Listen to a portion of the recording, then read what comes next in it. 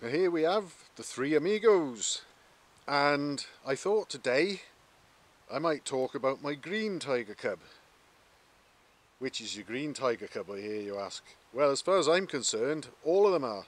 Although the Trials Cub replica over there does actually have a green prop stand from an army cub, but other than that there's no trace of the colour green on any of those bikes. So how can I say my green tiger cub? Never mind that they all are. Well, they're very green actually, and environmentally friendly as far as I'm concerned, because they all made their carbon footprint when they were made over 60 years ago, so that's done and dusted.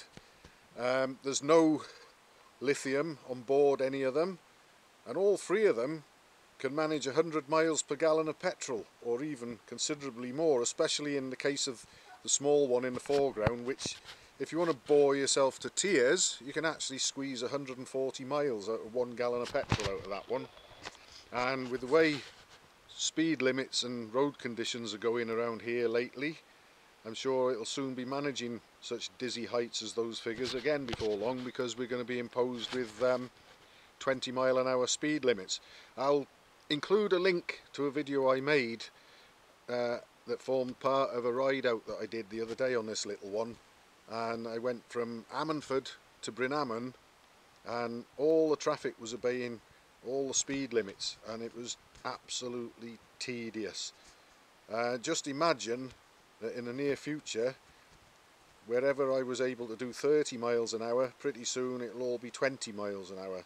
So that's going to be exciting, isn't it? But anyway, we've got these bikes, as I say, all made over or around 60 years ago, so there's no sort of carbon footprint of making them anymore. That's long gone as far as these are concerned.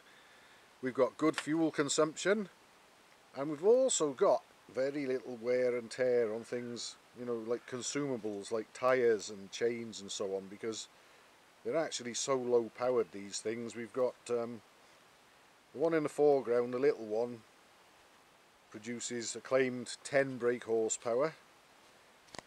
The Trials Cub replica, which actually uses a Super Cub engine, those were also claimed to be 10 brake horsepower, although they had a larger inlet valve, larger inlet port, larger carburettor, so I would say they could have safely claimed at least 12 brake horsepower for those type of engines.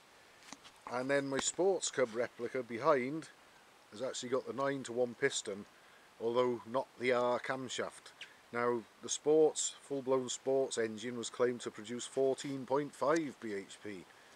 Well, whatever we've got in that blue and white one, it can certainly nip along a bit. So I'm sure it's well the other side of 12 brake horsepower and probably sniffing 14.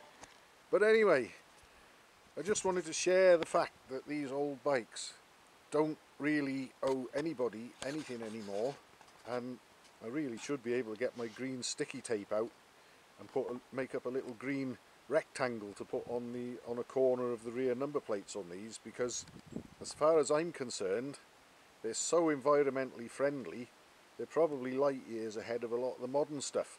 You go and get a brand new bike that might be emissions compliant, or even maybe an electric one or something, and just think about all the byproducts and processes used to make them, and yet here we are with something already here. They've been made.